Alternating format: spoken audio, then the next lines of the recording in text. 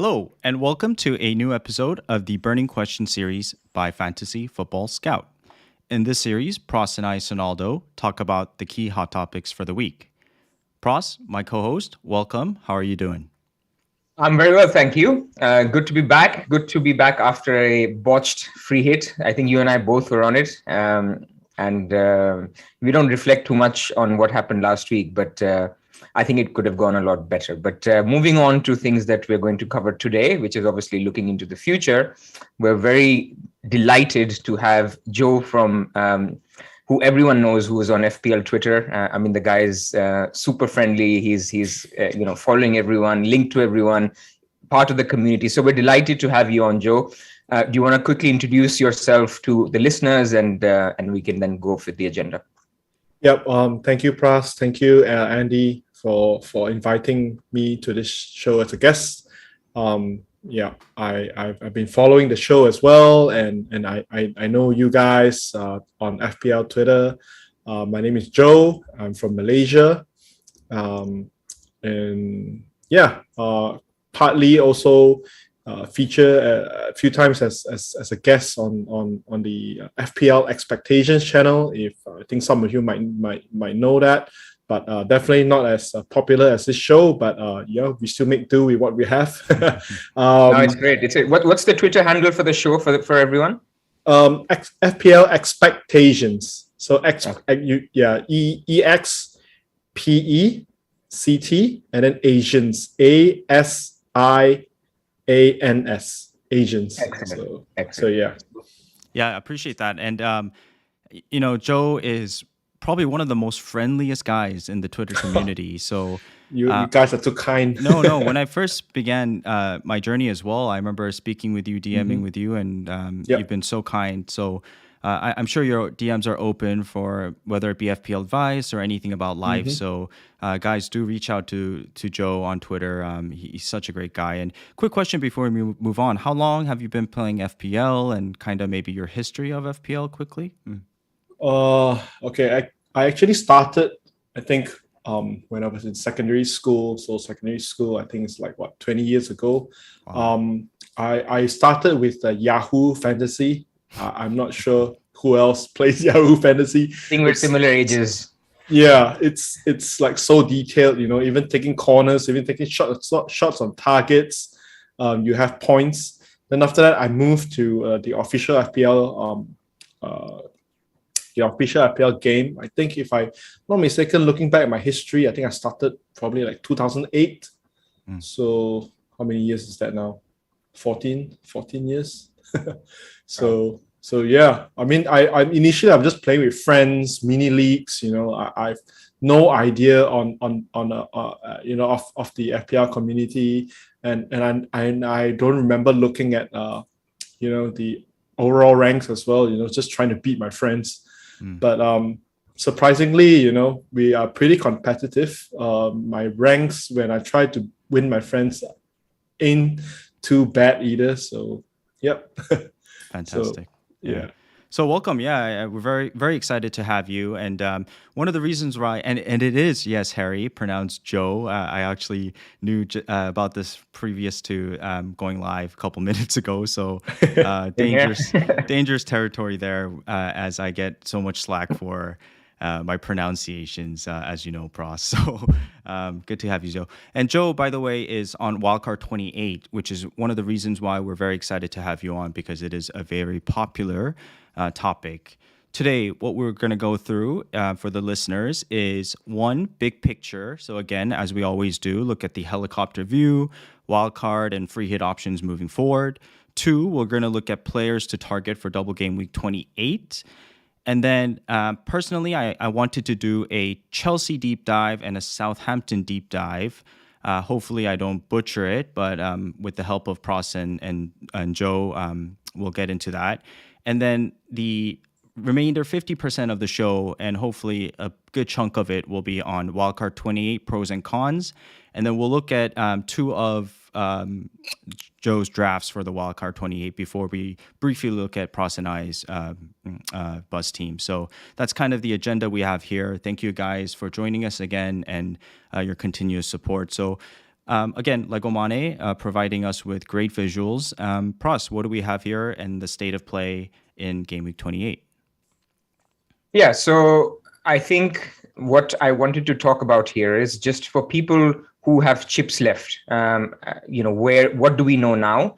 We'll come to the next slide, which is where do we stand in Gameweek 30, because we're halfway through the FA Cup games, and we'll know the complete picture for Gameweek 30 by tonight.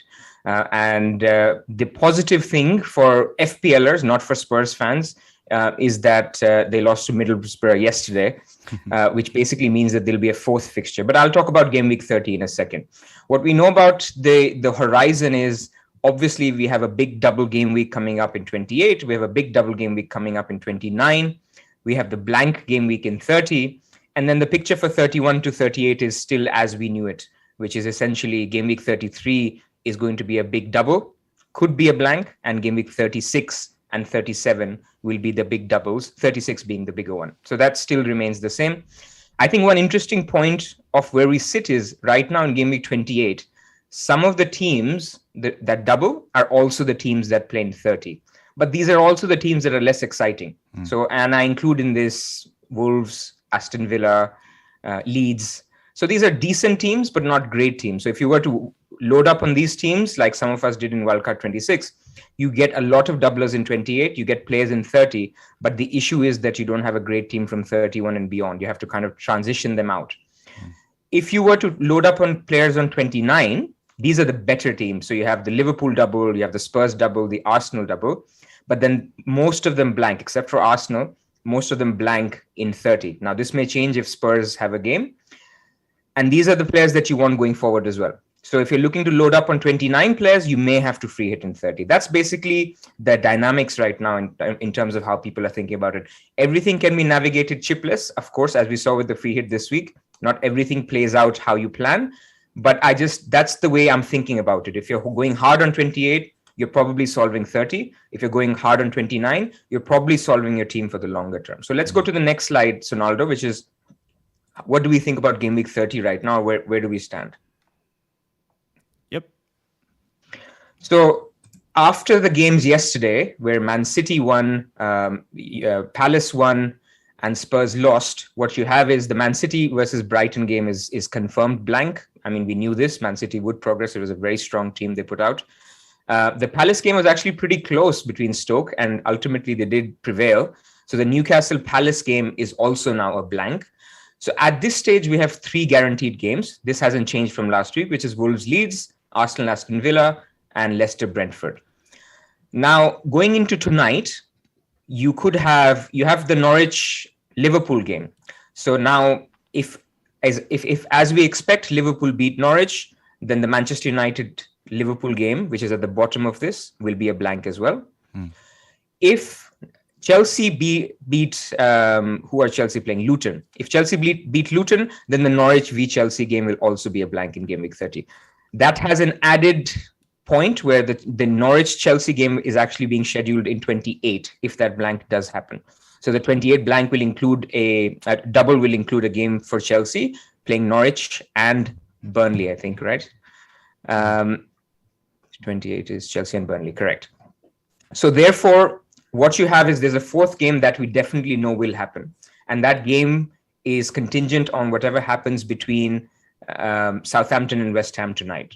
So if Southampton are beaten by West Ham, then the Burnley versus Southampton game will go ahead. So all of you with Broha, with Ward-Prowse, Livramento, you will have a player in Game Week 30. If West Ham beat Southampton, if Southampton beat West Ham, then the Spurs-West Ham game will go on. So everyone would say Son or Kane, Bowen, you guys will have players in Game Week 30. So that's basically the fourth game that we know for sure will go ahead. Whether that is Burnley versus Southampton or Spurs versus West Ham depends on the game tonight. And that's where we stand. I mean, look, there can always be curveballs. Liverpool could lose. They could put out a very weak team tonight and lose, in which case everything will open up. But I think for now, it's looking very likely that we'll have 4 games, assuming Chelsea and Liverpool do the business tonight. Fantastic. Anything you want to add here, Zhou? Yeah, I think today is key to, like what Pras mentioned, definitely is key to determine the fourth the fourth fixture for game week 30.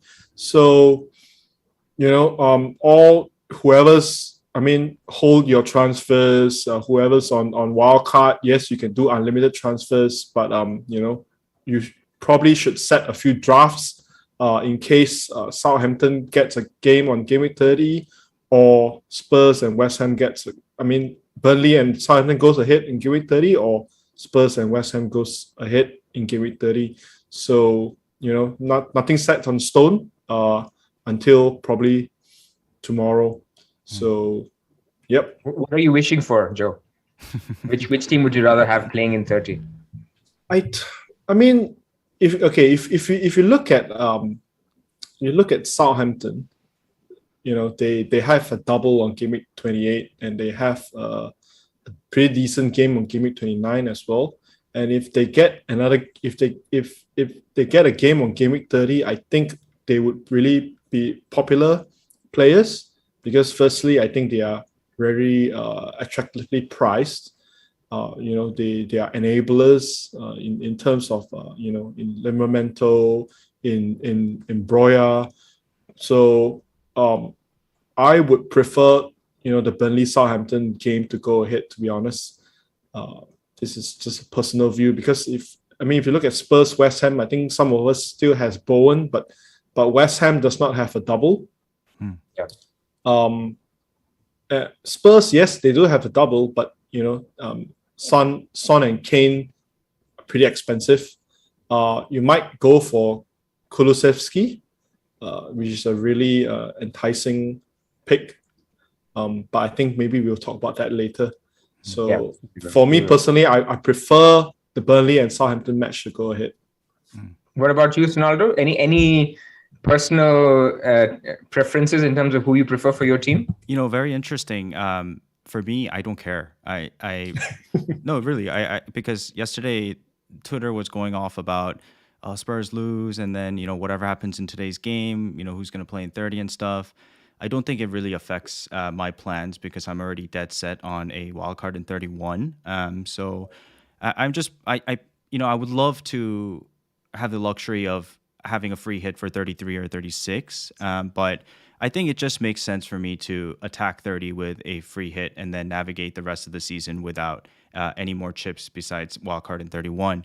And so which for me, it doesn't matter. I can still navigate 30 without, regardless of what happens in today's fixtures, without having to free hit and field probably maybe 7 or 8. But I just feel like I'm going to want to free hit in 30. And when we talked with Andy last week, that's sort of where I was. And also looking beyond, right? I know today's topic's about wildcard 28, and I'm dragging on here, but for example, Pras, I want to ask this to you is, so now that we know that City blank in 30, their double will probably drop in 33. But let's say City draw Everton in the quarterfinals, they're likely to make the semifinals. Would you say yes, right? So when they beat Everton and make it to the semis, that means their double in 33 or their single gets canceled and it becomes a double in 36. So those are the things I'm thinking about when I wildcard in 31, because I'll load, if I had a free hit, for example, in 33, I could just load up on the City assets and not worry about their blank or single, and then, bench boost in 36 and already have 3 City. But this is sort of the amount of forward planning that, and things that I'm confirmation bias, I'm telling myself to beat Zhou in a wildcard 28 versus 31 situation. So just to clarify, so once we know the draw happens tomorrow, by the way. The team that you think will win the game, right? Whoever will win that match. So let's say, theoretically, let's say Norwich beat Liverpool today, and Norwich and Man City are drawn together, and you'd back Man City to win. So they actually, the only thing we will know from that draw is they cannot double in 33. So the team that you are backing to win the FA Cup quarterfinal will not double in 33 and probably very likely double in 36. Gotcha. The team that you think will lose or is out are the teams that will likely to be doubling in 33. So as an example, this is very early days, we'll probably talk about it. I think if Southampton go out, then a game week 33 double between Arsenal and Spurs is very likely, because that's a free midweek. Both of the teams are out of the FA Cup. Both the teams are out of Europe. And it's the first available midweek when there is no European midweek. So I just think it's a logical game. It's a postponed fixture. So it's these things that you'll be able to guess once you know the full round for the FA Cup. And then you can take educated guesses on who will be the winners in the quarterfinals. And that's how you kind of start to plan. I have to also give a warning for people who are holding their wildcards for Game Week 31. You won't know the full picture by Game Week 31 either. Because not all games, it doesn't, in an ideal world, and Ben has been doing this for 10 years, Ben Krillin, in an ideal world, all the games that are not in 33 go to 36, but that's not how it works because there's 3 TV companies. There's Amazon, there's BT, there's Sky, and the games are muddled up between what are shown in Europe versus what they're shown here, and you can't have conflicts. So it's not as easy as what I've just described, but what I can say with certainty is whoever is in the FA Cup semi-final will not double in Game Week 33. That we can say with certainty. So that's just something to keep in mind, but we have some time to plan for that. And one of the questions was, who do I prefer in Game Week 30? I definitely prefer Spurs to play for 2 reasons. Number one, I think I'm happy with owning Kane for that game. And I'm happy for people to own Bowen for the next 3 weeks because I don't think, I'm happy to back against Bowen, have my doubler of whoever it is, Coutinho, Rafinha, in 29 have my Saka, and then in 30 basically let people have Bowen if they want to. So I'm actually happy to back against him. And it'll just mean that the people who hold Bowen will almost be forced to keep him because they won't be selling Bowen for Rafinha. They'll just end up keeping him, and that's what I want. So that would be my desired solution. Okay, nice. Shout out FPL Hafiz. I do see you. I was going to give you a shout out on Twitter. So welcome to the live chat, and thanks everybody for joining us. Let's move to the next slide, which is Game Week 28 players to target. So we have the fixture ticker here. Obviously, you can find it on FF Scout members area, and please do visit when you can. So yeah, what do you see here, Pras? Or let's start with Zhou. What fixtures are you enticed by, and kind of where do you want to attack, especially because you are on your wild card this week? I mean, I think we can probably say with certainty Liverpool should win. Norwich City. And Chelsea should get the double on Game Week 28. And if that's being confirmed, to me, Chelsea assets should be our first priority. Got you. Yeah. And other than that, Wolves, yes, on paper, they look good. 2 home games against Crystal Palace and against a pretty toothless Watford team. But, they're not that convincing themselves. I mean, they're not as convincing, as before. So I would probably still go for Wolves defense. Maybe at most only one defender. Probably not double up. If I were to double up, I would be looking on Chelsea defense. That's for sure. And in terms of attack, Newcastle, surprised to say this, but Newcastle, they have been, on fire. I would say for the past few games, pretty exciting, and they have pretty good enablers as well. If you look at Ryan Fraser, he's only 5.3. Joe Willock, 5.7, pretty interesting prospects as well. Dubravka they all have a double, and Dubravka is only like 4.4. So he would probably be one you would want to aim for the double, and then after that just bench him for the other goalkeeper for games after Game Week 30. So I would say, and Southampton is also another team that is good to have, because firstly, I think they are pretty well priced, good enablers, and easy to bench as well when things are not going well. And they might have a Game Week 30 match as well. So I would say Wolves, Newcastle, Southampton, Chelsea, these are the teams that are probably worth having in your team, and some even double up. Aston Villa, also interesting team to have. You have Luka Dean, you have Ramsey, Jacob Ramsey, you have Coutinho. I would say these are probably the three main players that you can consider in the Villa team. So yeah, other than that, Leeds, I will only see Rafinha, and some.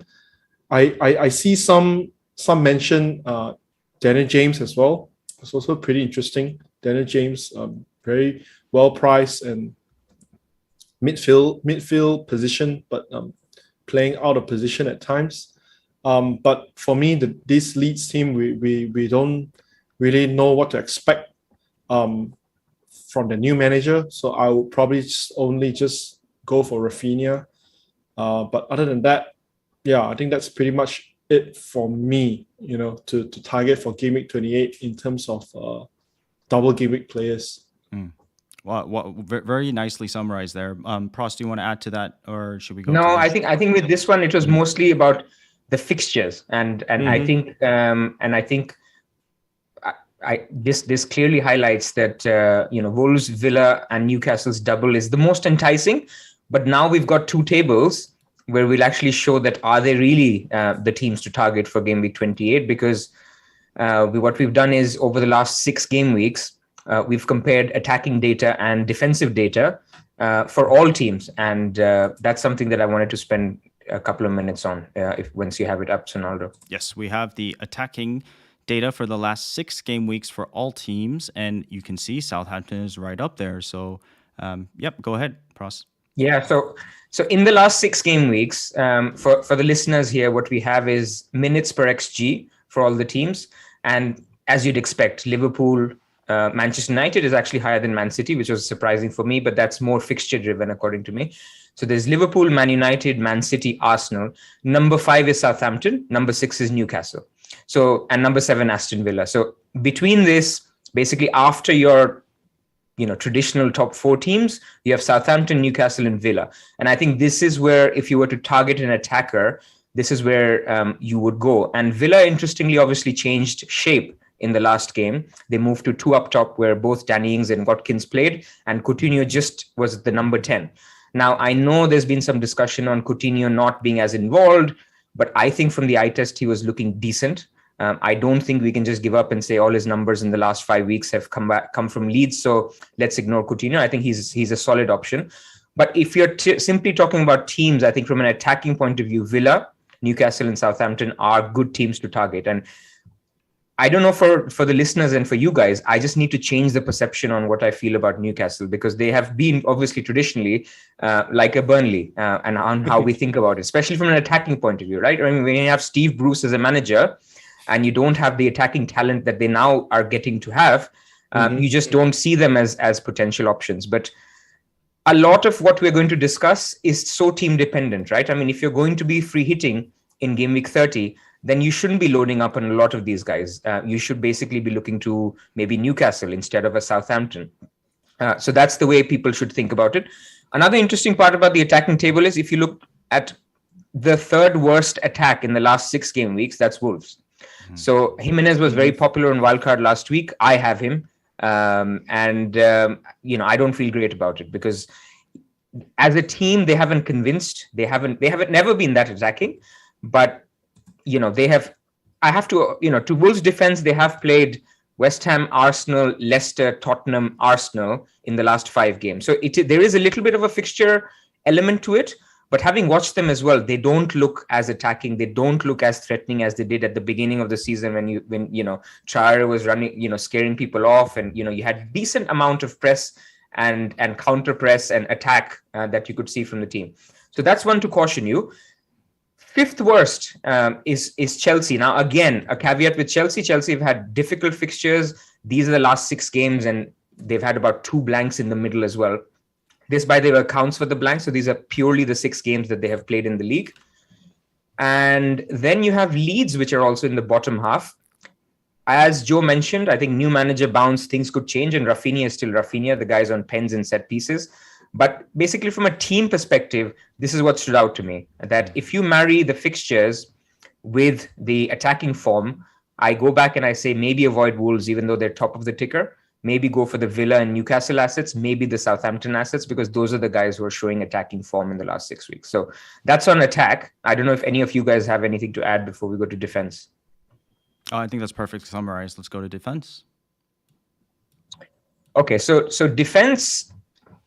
Now, for the listeners, again, this is minutes per XG conceded. And again, no surprise that you have on top Liverpool and Man City. But then number 3 is Arsenal. And we know that in terms of how Ramsdale has been performing. Number 4 is Man United. A lot of pained De Gea and Dalot owners who are seeing this and saying, where are my clean sheets? But, again, for Man United, I think it's a fixtures play. Then you have number 5, Chelsea, which I think we all know Chelsea is the team to target for defense. And Sonaldo will talk about who are the guys to get from Chelsea. But here you are, number 6 again, Newcastle, the 6th best defense in the last 6 games. So like you mentioned, Joe, Dubravka, great shout. Schär, possibly Dan Burn. These are guys that are never in our radar, but suddenly I think we need to change our perspective. And a lot more people would be keen on Newcastle had Palace lost yesterday, because then Newcastle Palace would be on in Game Week 30. And sometimes we let Game Week 30 blinker our thoughts so much that we forget that this is a team that's providing good attacking and defensive data and has a double-double coming up. Just because they don't play in 30 kind of scares people off. So yeah, and just to add to that, they give great value because their players are so cheap compared to other options. So absolutely. So yeah. I think additionally, I love how you mentioned, Pras, we need to change the narrative, because that applies to a lot of situations right now, a lot of teams as well. And I will speak on Chelsea as well, and changing the narrative on, for me, Rudiger. So I like how you're open about, even Leeds, we don't really know what to expect. So our perspective on them might change drastically in the next 2 game weeks.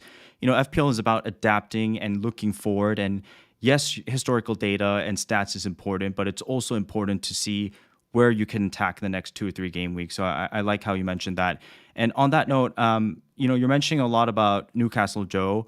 I do believe Saint Maximin is, I think ASM might be back. It looks like there was an Instagram post or something. Is he someone in this striker option that would entice you at all? I know he's a little bit more expensive.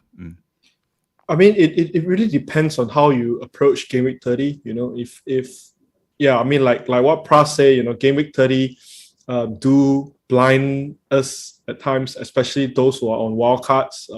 When he mentioned that, I was nodding my head here because at times I let Game Week 30 bothers me a lot. So and it sort of like takes me away from especially Newcastle players.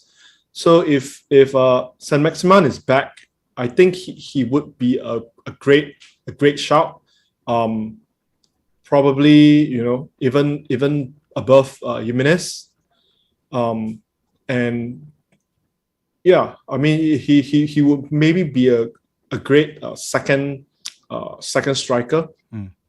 Second striker. I mean, I assume most of us would probably be starting to think of how to bring Harry Kane in. So I would say Saint Maximin would be a great option to partner Kane up front, and then after that we have Broja as our third striker. So yeah, I mean definitely a great option to consider.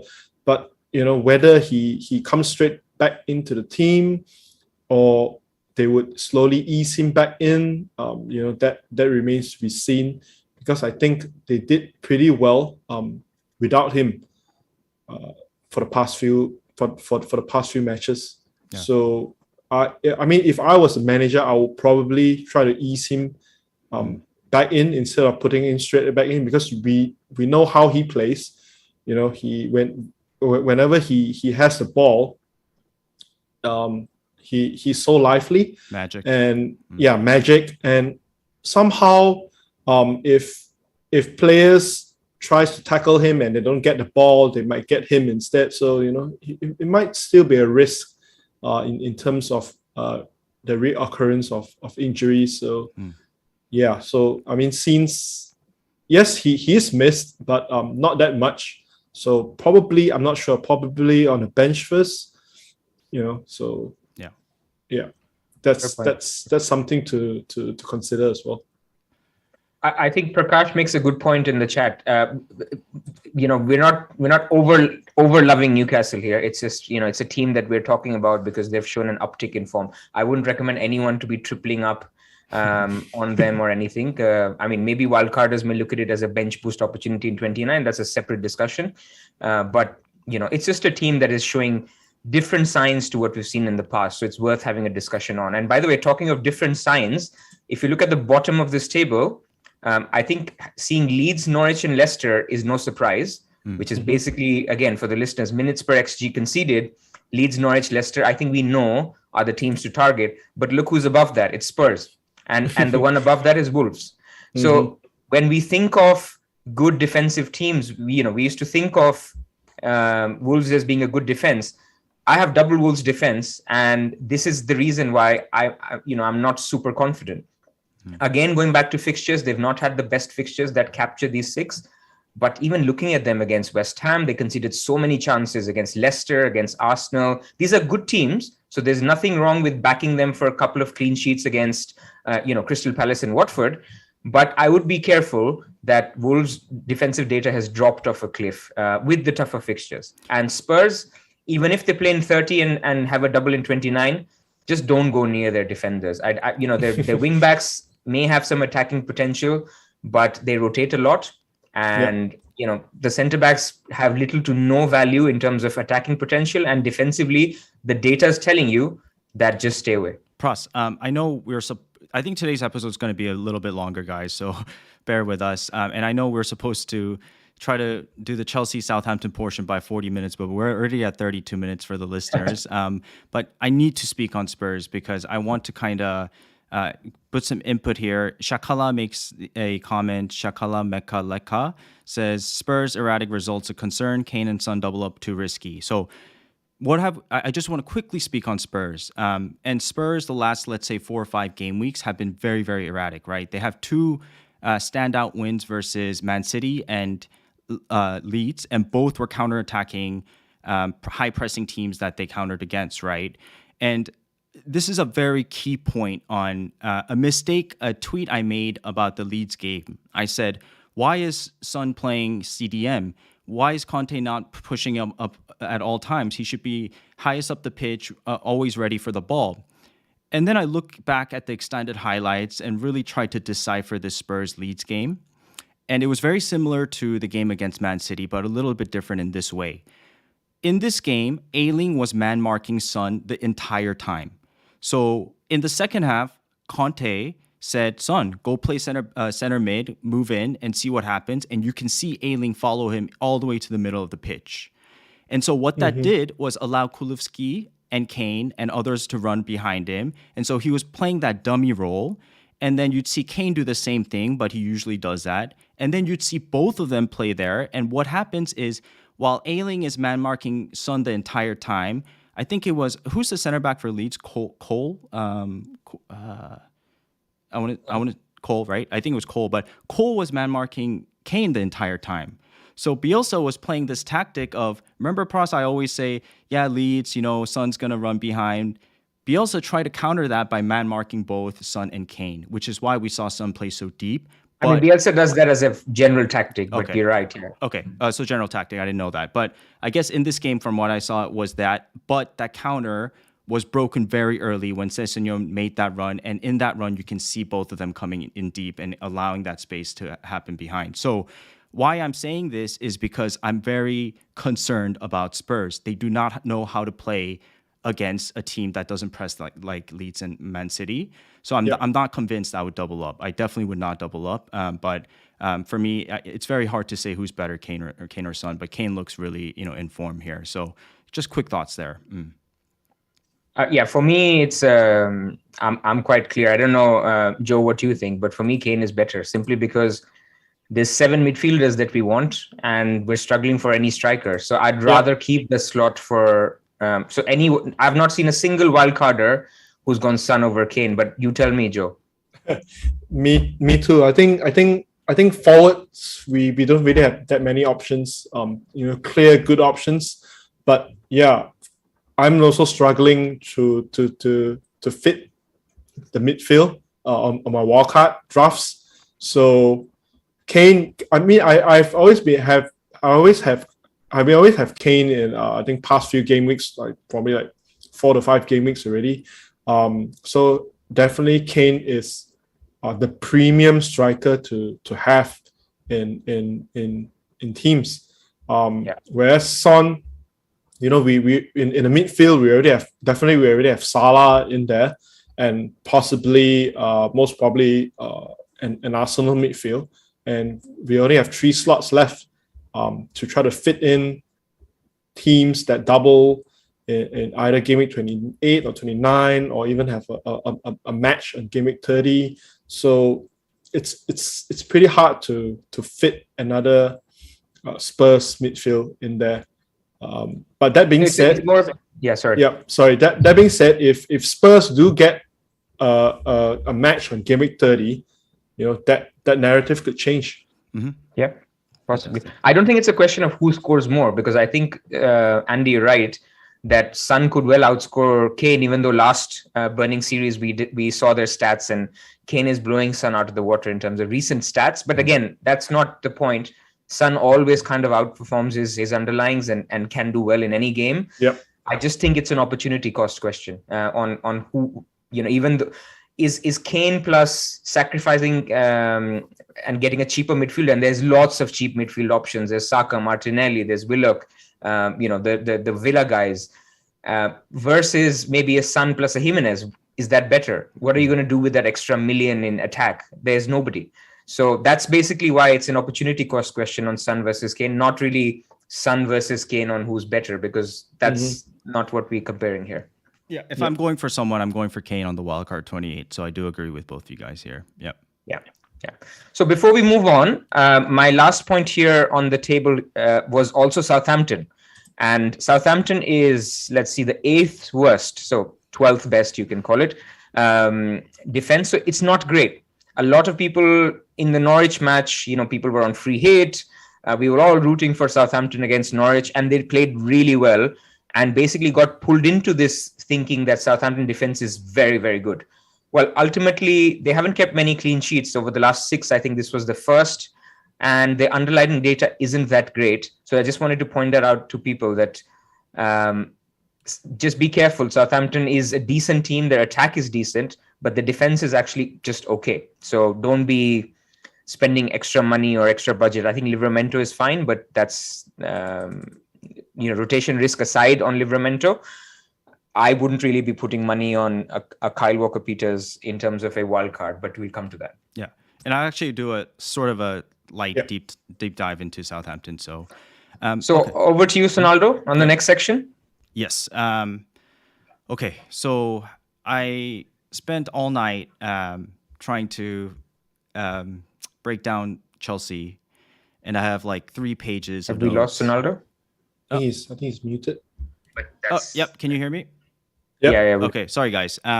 Sorry to the listeners. So what I was saying was, I spent all night writing notes for Chelsea and studying their games a little bit, because it is very hot topic right now. And I have a bunch of notes, but I'm going to try my best to try to organize these thoughts. So please do bear with me. So this is the Chelsea talk here. The first point I want to make is, from when you're assessing Chelsea assets right now, you cannot take the historical data from the last 8 or 9 games, because they're a different team now. So that's point 1. So the immediate thing that I'm going to look at is how they're playing right now versus how they're playing when they were playing really well with Chilwell and Reece James as the primary playmakers and ball handlers. They don't have that anymore, and Reece James is just coming back into the fold. So the midfield is doing a lot of the heavy lifting. And this is only possible when the hardworking midfielders, Kai, Mount, and Pulisic, press really well. So when you think of pressing, there's different types of pressing styles. Hasselhoff and Rangnick play the high press game where they try to win the ball up high, and there's reasons for that because you're closest distance to the opposition goal. Whereas when you think of Tuchel and Klopp, they play a different type of pressing where they're trying to win the ball in the middle of the pitch. So basically, winning the ball in the middle of the third has its own risk and reward. When they win the ball back, their forwards target specific spaces. So you have to have intelligent forwards who recognize where these spaces are. This is why Lukaku is not really this type of a player. He's more of a target man for this team and kind of struggling to fit in, but he is doing his job pretty well, right? And so what are these spaces that I'm talking about? Well, it depends. Someone like Kai Havertz recognizes the spaces, so he'll use the space himself. Against Liverpool, he saw a huge amount of space behind Trent, or he uses the space to set up somebody else, as in Mount or Pulisic. More often than not, he drops deep like a false nine to release Mount, or he waits for one of the wingbacks to move up the pitch. This is sort of Kai's role. So again, you need a forward that's able to integrate this space very well and a hardworking forward. And Kai always looks for these gaps to help out those around him. So on this narrative of risk and reward, the reward is that when you win the ball back, when you're pressed in the middle of the pitch, is that even if the chance of winning the ball back is low, and you can see in the graph here, Ziyech, Pulisic, Havertz, Jorginho all have the highest pressing, right? But they also have very low. For the listeners, what are you showing on the chart? Okay, so this is kind of successful press, I guess, like tackles and presses for the Chelsea team. And you would think that someone like Conte would be at the very top, but actually you see Ziyech, Pulisic, and Havertz with highest press success rate, right? Highest press, highest like winning the ball back in the middle third. So again, the reward is that the chance of this winning the ball at this point of the pitch or this zone of the pitch is low, but once you win it, every chance becomes much more dangerous, to put it simply. The risk is that the opponents can play through this tactic because there's a lot of space that forms between the center backs and the midfield. So that space is utilized, especially if the opposition team has great passing. They can dominate the ball through their attack. So a lot of Chelsea's defensive tactics are reliant on the individual brilliance of their defenders in Rudiger. I hope you're following me so far. So I'll speak on the attackers first and then get to the narrative of the defenders. So Chelsea's front three combination play is the key. Havertz has choices because the two runners in Pulisic and Mount are always making contrasting runs. They're not making the same runs, which is why this team in fluid motion becomes deadly.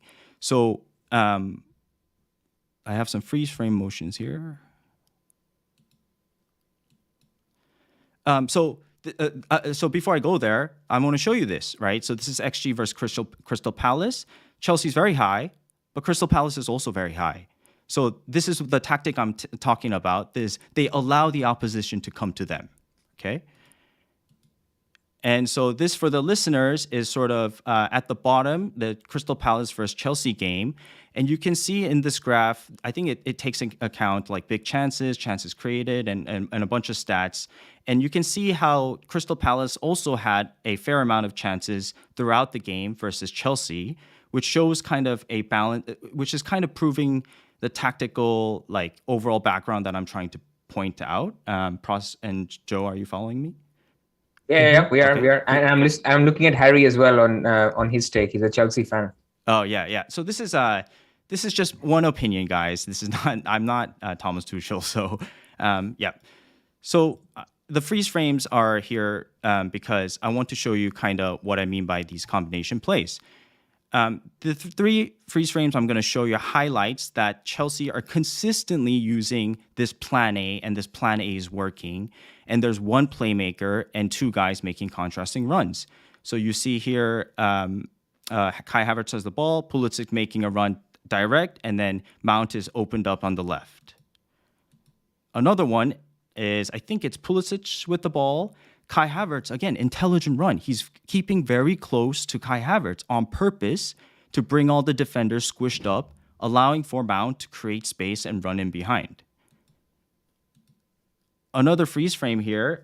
Sorry for the listeners, you're unable to see this, but you can see, who is it? I think it's Pulisic with the ball, Kai Havertz coming inside like a false nine role and allowing, again, Mount to make the run behind.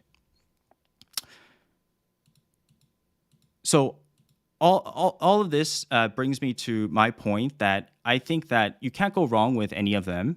But for me personally, it would be number 1 Mount and number 2 Kai Havertz, because I think Pulisic has some rotation risk. All of them do. But basically, in the conventional play here, you go for Mount because what is the typical goal you would think that they would score against Norwich and Burnley? I don't really know. But when Chilwell and James was on fire, they would always make through them. But now the tactics revolve around these three. So the typical goal would be, Jorginho sort of releasing either Kai or Lukaku, and Pulisic and Mount making the dangerous runs behind. So I just think Kai Havertz plays more of a false nine role and the sort of like the Firmino type of Benzema type of role, if you know what I mean. So let's talk X minutes first. Okay. Sorry, do you want to finish? Then I'll come to my question. No, it's fine. This is the point I was making. So based on this, I would go for Mount of the three attacking assets, and then we can go right. defense. Then the problem with attack comes X minutes, right? Mm-hmm. Yep. Who is Havertz going to play both? Is Lukaku not going to share one of the games? I think that Kai Havertz's position is dangerous because it's Kai Havertz or Lukaku. I think their sort of roles collide a little bit. But again, both of them can play. I just think Mount is the safer option in terms of X minutes. Right. And then the second point is with Mount, I saw yesterday that Ziyech is out of the cup tonight. Obviously, we'll watch the lineups tonight, guys. But my thinking was that because Ziyech is out, Mount may end up actually playing a few more minutes tonight. Whether he starts or not, that's a different point. But he may play more, which again means an X minutes risk. I think I agree with you. Mount is the best pick. But I think what people are thinking is there anyone in Chelsea attack that they should even go for? No, and what do you think, Joe? Yeah, go ahead, Joe. Yeah, I mean, like we've mentioned just now, there's so many choices in the midfield. We probably only have 3 slots at most. And I've tried to fit Mount into the wildcard draft. I've had him in some of my drafts, but my concern is still X minutes, because we did see Mount get surprisingly benched before, even though we expect him to be probably the most nailed attacker in the Chelsea lineup. So if you want to go for double game weeks, and if that player maybe doesn't play in one game, suddenly he becomes a single game week player, and you lose out the main advantage that you brought him in the first place. So it's tricky. It's tricky because I'm saying from a planner or from a wildcard planner point of view, rather than which strikers to go for, because there is a risk in Chelsea attackers as compared to players like Rafinha or like even Coutinho, where these are popular picks in a wildcard. So whether should you put a Chelsea asset in there and whether is it worth going for a Chelsea attacker, or should you just double up on their defense? So especially with Rudiger being probably the most nailed Chelsea player besides Mendy, of course, in the whole squad. So it's really what pros and cons of each option. Yeah. And at the moment I'm choosing to avoid Chelsea attackers because of yes, they have a cup game tonight, and you gotta keep in mind these two doubles, how enticing they are. are easier games. So will Tuchel use this opportunity to rotate? We'll never know. So that could lead to rotations as well. So yeah, for now, I think in my draft, I try to avoid Chelsea attackers. Probably the only one that is even worth considering, in my opinion, is Mason Mount. Okay, so perfectly put, because I think the point of this was to emphasize their sort of tactics to get to the defender section. And as you mentioned, Pras, they're all rotation risk, and nobody is nailed in the attack. But my preference would be Mount is what I meant. Do you want to add anything before I go to defense? Sorry, I just want to add something. Okay. I mean, Sonaldo, your analysis is great. But we gotta keep in mind this is a cup final, so things might be very different for a particular team playing a cup final, because they probably change or they probably adapt almost in detail because of the opponents in this final. So things might change in the double game week. It's something to consider as well. Totally fair. So I'll quickly go to the defender section, and what I'm going to do here is kind of preach for Mendy over Rudiger, because Rudiger is such an obvious pick that we don't need to speak too much about him. So again, the whole point of that first initial section was to emphasize their tactics. And as you mentioned, Zhou, they might change it based on not being a cup final. The basic gist of it is that Chelsea tends to attack opponents to come to them, and they don't win the ball back through pressures or tackles. What happens is their defending is done by their midfield, albeit not that successfully. And this is where the hero in Mendy steps in. So the gist is midfield presses, carries the ball, not very successful, allows other teams to dominate the ball further up towards them. And then Mendy is sort of the star in stopping shots. So Rudiger, why is he so popular? Because he's the most nailed is the narrative. And there's nothing wrong with Rudiger being the first choice, probably for all of us, including yourself. But basically, he was the most nailed, and people think of him as a very high attacking Chelsea defender, even as a center back, for multiple reasons, including his heat map. He's very bombing forward, and sure, that's always a good thing. But he conveniently got his attacking returns when Chelsea weren't keeping clean sheets throughout that middle part of the season. And so since November, Chelsea has had 1 clean sheet in 12. Rudiger has been living off the goal versus Leicester and 2 assists versus Leeds. So I think this is the narrative that I want to sort of break a little bit, that he actually hasn't had that many attacking returns from what we actually imagine him to be. So the alternative is Mendy and Thiago Silva for me. And Thiago Silva is rotation risk, of course. I'm putting that out there. And the reason is this, right? Because Mendy, the entire team is fatigued right now, and Rudiger's attacking threat is not as big as I actually think it is. And at this stage in the season, with the tactics that I've mentioned, Mendy's going to do a lot of the heavy load and defending, and you can see it in the Crystal Palace game here as well. And while Rudiger does not get any bonus on even after a clean sheet, he needs to get attacking returns to get bonus. Rudiger. Mendy will always be on the bonus because of his saves ability.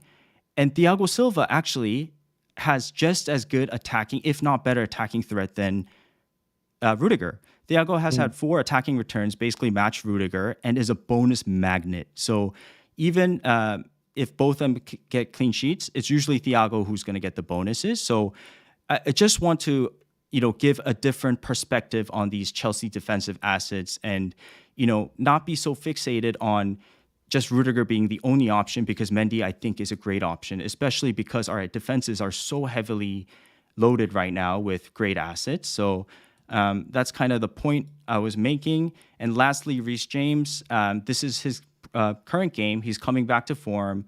He's been overworked, as Tuchel said in his conference as well. So for me, I would not go Reece James right now. I think the upside is there, but the risk is too high for me. So yeah, that's my Chelsea analysis. Hopefully, that was okay. I'm not buying it. I'm not buying the Mendy play. I mean, look, it's decent. It's decent, but Mendy. These are the goalkeepers who have more points than Mendy so far. Edison, Sa, Alisson, De Gea, Ramsdale, Lloris, Fabianski, Pope. Then it's Mendy. He's the 9th highest point scoring goalkeeper. Of course, he's played a couple of games less. But again, your point on being nailed, okay, I get it. But you could also go for somebody like the problem with goalkeepers is this save points comes into it. Bonus comes into it. So you mentioned bonus. I mean, Mendy's got 3 bonus all season, and that's been 1-1-1 in 3 games. So he's fine. He's a great goalkeeper. And sometimes we need to remove football brain from FPL brain. And just giving my view, I just think, why would you go for Mendy when you can get Ramsdale for half the price? I mean, not half, but $1 million less. People who got him at 4.5 who still hold him. Even if you didn't, he's still $1 million less. You could go for Dubravka. We're talking about how cheap he is. He's a 4.4 million goalkeeper. You pair him up. So there's rotation that comes into it as well. And I think people go with Rudiger. The one point I definitely agree with is they think that he's, marauding forward. He's making these shots from outside the box. He does that, but his XGI, so his XG involvement is actually not that high. So you're very right that people can maybe just avoid Rudiger and have just James in their team. And then my last point on James is people will create their narrative based on tonight, based on what they want to think, right? If James doesn't play tonight, the people who want James will say, okay, he's now had his rest. He's going to play both games. The people who don't want James will say, okay, he's had his rest, but Tuchel is going to manage his minutes. So I cannot be convinced that he's going to play. Vice versa, right? If he plays a lot of minutes today, people will just convince themselves that either he's now completely fit, or they will say, okay, he'll definitely get a rest in the next 2 games. So we will know nothing about Reece James by Friday. I can guarantee that. It really comes down to your appetite. If you're on wildcard, if I was on wildcard, I would 100% have Reece James, because you're just one step ahead. If he doesn't play, if he's on the bench on one of the games, so be it. I mean, it's not like it's the end of the world. You want Reece James for the rest of the season. And probably I would go for him over Rudiger if I was on wildcard. And that's basically my thinking. And it's just, I'm not going to go Mendy is basically what I wanted to say. But I don't know, Joe, what you're thinking on wildcard. I mean, so far in almost all my wildcards, I have Reece James inside because I think I agree with Pras. If you're on wildcard, this is probably the best time to bring in James when his ownership is still low. And yes, he might miss one game, or he might maybe be sub on one game. But this is Reece James we're talking about. He got in one game 20 points. So I got that too. Yeah. So I unfortunately I missed that. But so yeah, I mean this is the explosive potential of Reece James. And right now he's I think he's only like 9% owned. And it will just be a matter of time he's back to being 30 or 40% owned. So if you're on wildcard, I agree with Pras. He's in all my drafts at the moment. So he's my first choice Chelsea defender as a wildcarder. Then after that, should I pair him up with Rudiger? That's the second question. But James is in all my drafts. Yeah, I think I need to clarify. Like, as an FPL manager, if I was wildcarding, of course, Reece James would be very heavily considered. Rudiger would be heavily considered, and Mount and all these guys. What I wanted to present is just different angle on how to maybe assess the assets themselves. So I think Mendy is a decent option is how I'll summarize it. No, don't be defensive. I mean, I was just pulling your leg. I mean, it's, I know why you're looking at Mendy, because for your particular team. Yep. You are going to wildcard in 31, and that's actually an important point. People who are looking to wildcard in 31 and basically need a goalkeeper this week instead of Ramsdale as a doubler, I think Chelsea is as nailed on for 2 clean sheets as it gets this week, right? So if you wanted to kind of bridge somebody until maybe play this game week and the next game week you get Ramsdale back, I think that's fair because you want a defender in there. Exactly. So Mendy isn't a bad pick, but I don't think he's a long-term pick is basically how I wanted to say. Exactly. I guess the point for me personally is I would be bringing Mendy in for De Gea with Ramsdale and wildcarding out of it in 31. So that's sort of why I'm leaning there. Yep. Okay. So again, so I'll do this quickly. This is the Southampton section. And everybody loves Southampton right now. Good fixtures till 31. Fantastic fixture if they lose to West Ham in the FA Cup. Before you go there, sorry, there's a question about Alonso. Any love for Alonso? Sorry to interrupt. I'll leave this for Zhou. I got burned so badly by Alonso. I think before his blanks, before Chelsea's blanks. So he just hurts my heart too many times, breaks my heart. So I think it's an easy one. He's an avoid, right? I mean, his place in the team isn't secure now. When they revert to a back four, he doesn't play. Sarr has started playing there. Cho has started playing there. I think we all agree.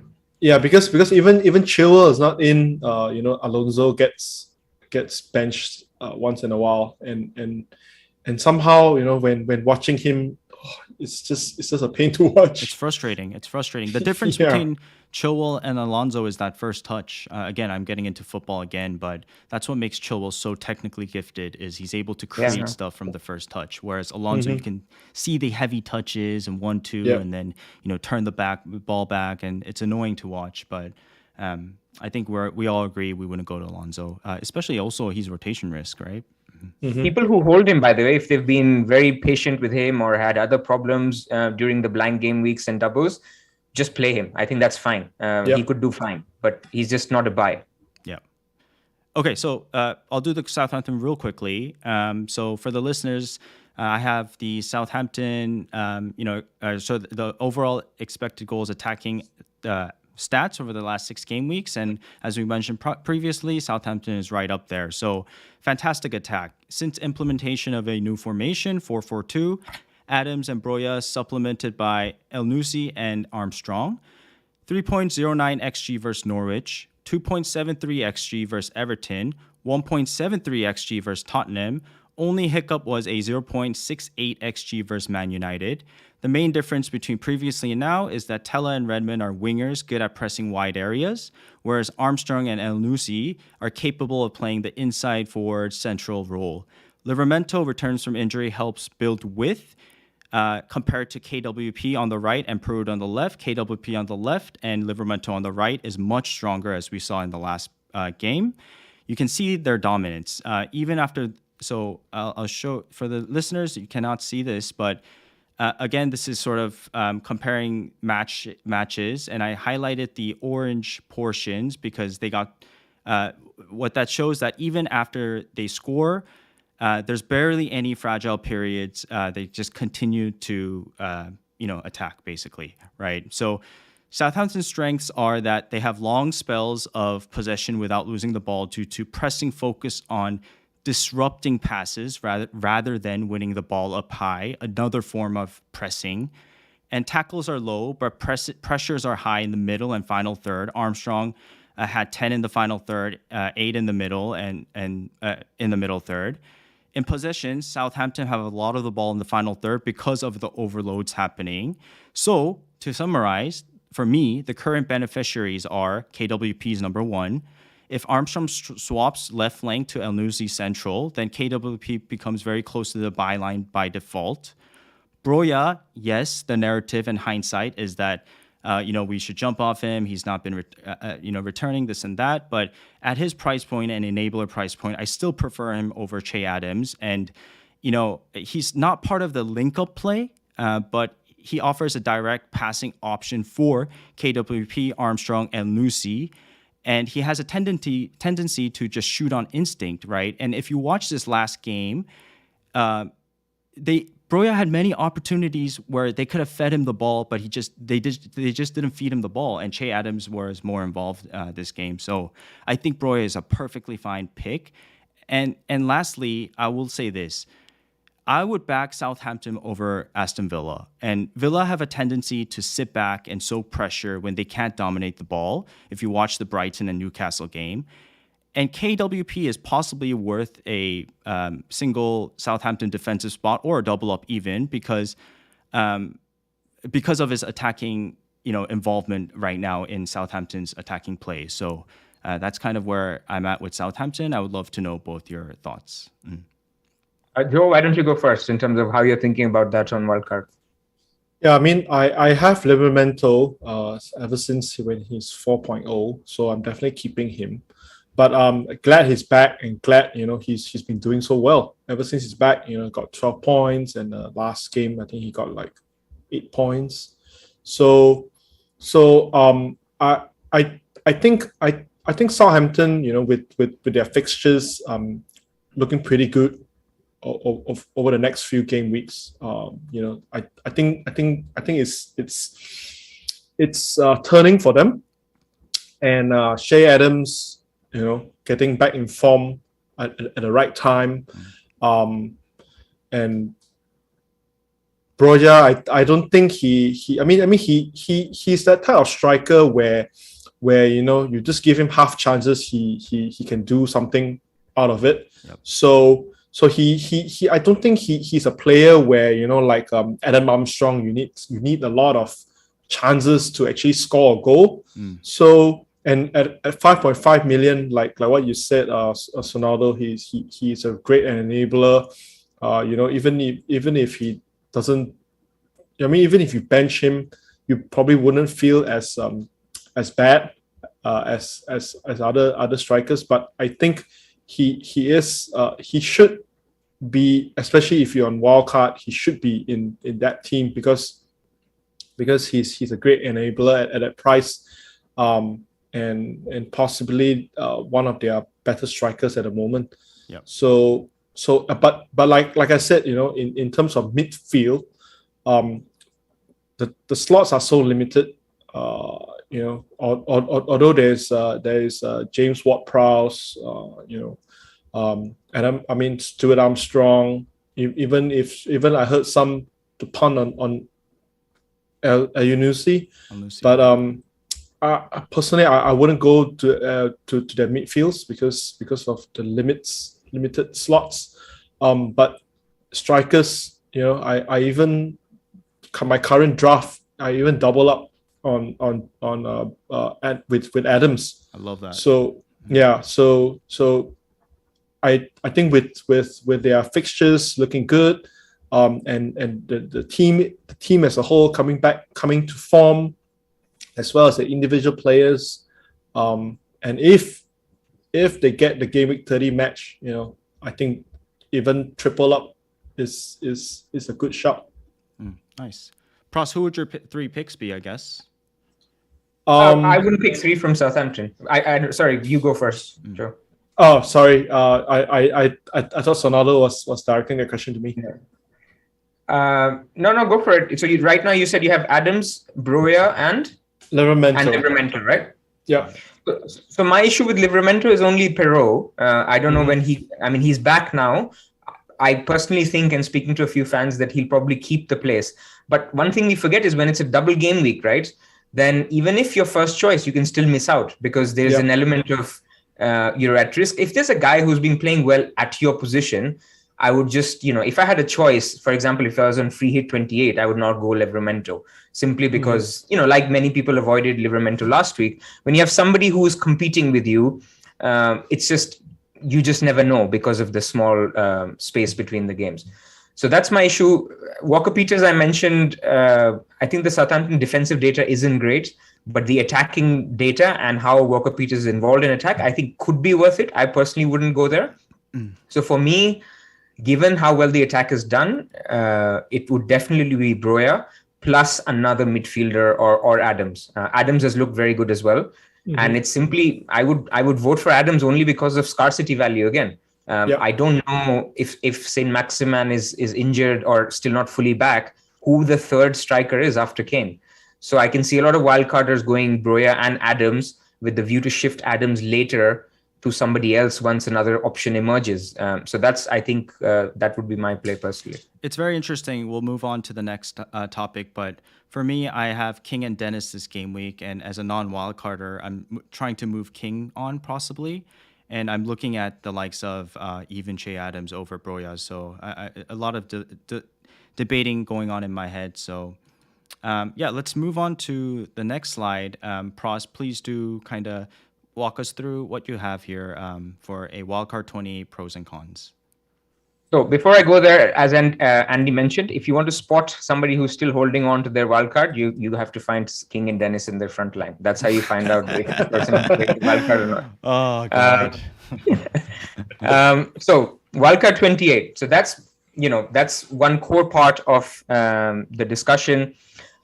People still have their wildcard left, are debating if this is the week. And I'll tell you why they're debating. They're debating because this week isn't that bad for Liverpool. It's actually pretty good for Arsenal assets. So all these players that people kind of flocked to for game week 26 double have actually okay single game weeks, right? Liverpool is never a bad shout, even at home to West Ham. Arsenal are playing Watford. Then you have Spurs playing Everton. So teams are fine. Everyone's bust team looks good. So therefore, people wonder, should I really be playing the wildcard if my team looks okay?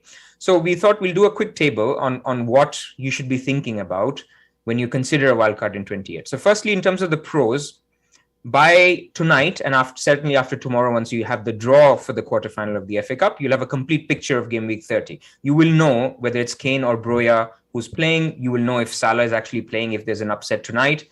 So that actually gives you a good perspective on game week 30.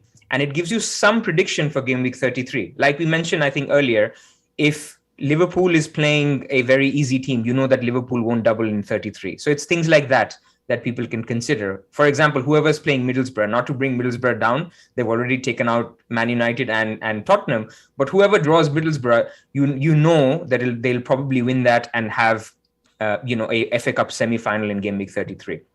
So you can make some predictions, which is a good time to do so if you're wildcard 28. The second one is, as I mentioned, for Sonaldo, for people who went for Weghorst, me, who are still carrying Ronaldo for whatever reason, or Brighton assets from the double, you can get rid of all of that because we've had doubles of pretty poor teams in the last few weeks, if you take out, again, Liverpool and Arsenal. So you can get rid of this prior baggage and basically go and attack the teams for the future, which includes Chelsea, Liverpool, Arsenal, Spurs, possibly City. That's your choice. You can jump on Chelsea. I can pretty much assure anyone who's not wildcarding that nobody will have more than one Chelsea defender unless they take hits. Nobody's planned to get Chelsea assets. Even though we knew the double is coming or it was a possibility, not many people have planned for it simply because they had so many blanks. So if you're wildcarding now, you can possibly have the Chelsea double up and they're top of the ticker for the next, I think, end of the season. So you basically get a very secure Chelsea double defense that nobody else has. So you get this advantage in the beginning. It's a time where you actually have emerging cheap assets who have doubles. So Ramsey, we've talked about from Villa, Kilman from Wolves defense, Broja, we've talked about. There's actually a couple of cheap assets from Everton as well that are emerging. People are looking at Kenny and Gordon. So they double in 28, 29, and some of them even play in 30. So you can actually have a play where you have a wild card this week and then you save your free hit. And then lastly, we have news of a Newcastle double-double. And as we've played them up as the next Barcelona, they are decent for attack and decent for defense. And very, very cheap options, as Joe mentioned. So these for me are the pros if you're thinking about wildcard 21. As I said, your team will be fine, but I would encourage people to make a draft wildcard team if you're on the edge and just kind of see what your next 5 weeks look like on FPL Review or the Rate My Team on FF Scout and see how many points uplift you can get from wildcard 28 versus waiting till 31. And I'll come to wildcard 31 as well because Sonaldo, you're thinking about it. Mm-hmm. Let's look at the cons. So number one, the con for bench boost, and this is why I considered wildcard in 26 and not 28, is basically you're a little bit stuck with bench boost if you wildcard this week. You could go for bench boost in 29, but I'm going to, make my view strong here. I don't think it's an ideal bench boost week. I know some people are looking at it, and why it's not an ideal bench boost week is because you will then basically be left short for players in game week 30. So unless you are going bench boost 29, free hit 30, you're either compromising your bench boost or you're compromising your game week 30 team. And a lot of people will say, I don't want more than 7 players for game week 30. That's fair enough. But I think that's still a con to consider. Some people could just hold the... Sorry, go on. I'm going to cut you off here because I agree with you. But the template here for a wildcard in 28, and Joe will get to you when we get to your team, would be to try to ideally bench boost set up for 33, right? 36, I think. 36, right? Okay. Well, 33 was going to be a hard bench boost. You don't know. You have limited visibility on which teams are doubling. Okay. So and you don't have enough time to set up the bench boost. So it could be 33, 36, depending on FA Cup out. Okay. So go on. Sorry. So yeah, we'll come to Joe in a second. So if you're going with the 36 bench boost, that's the second point. You have very little visibility. So right now we know we have visibility on the cheap doublers. You may not get that for 36. Maybe Newcastle has a very hard double. Maybe Newcastle doesn't have a double. So you are going to basically be spending your transfers between game week 31 and 36, changing your Adams to the next cheap striker who you want on the bench boost, instead of focusing on getting the right City assets, getting the right Chelsea assets. Of course, you may get them now. But that's basically the play, that if you're so fixated on the 36 bench boost, that may prohibit some of the upside transfers that you can make between 31 and 36. And so a lot of people will just say, okay, let me just bench boost in 29, and that's fine. So when we come to Joe, we look at a draft where you could look to bench boost in 29 as well. And then lastly, if you are going to go big on game week 28 now, you could be stuck with players with suboptimal teams. And this is my issue, by the way, with my wildcard in 26. I have a lot of Wolves, a lot of Villa. People who are wildcarding now could be stuck with a lot of Newcastle, a lot of Southampton.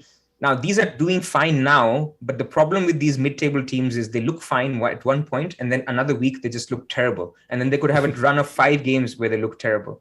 So we've fallen into this trap before with other teams, and that's the risk if you played the wildcard now. So that's at least big picture, my view on whether you should be looking at wildcard or not. But I'll go to you, Joe, first in terms of how you were thinking about it.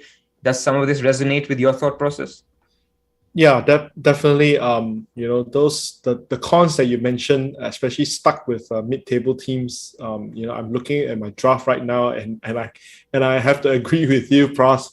It's not looking good at the moment.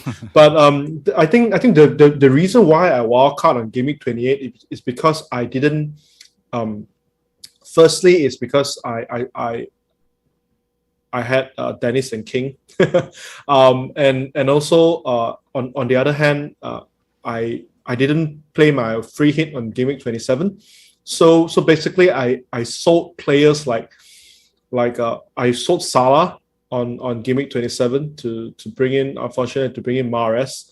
But I already sort of in my mind I wanted to wildcard on Game Week 28 because I want to get rid of players from Watford, from United, and some other teams, and at the same time, I didn't want to free hit on Game Week 27, so which is why I brought in players from Burnley, punt on the City midfield, and then after that I wildcard my whole team to try to navigate 28, 29, and also possibly to avoid a free hit on Game Week 30, because I personally still have 2 free hits, and I if it's possible, I plan to keep those free hits for maybe Game Week 33 or even 36, just to fill up 11 double Game Week players on 36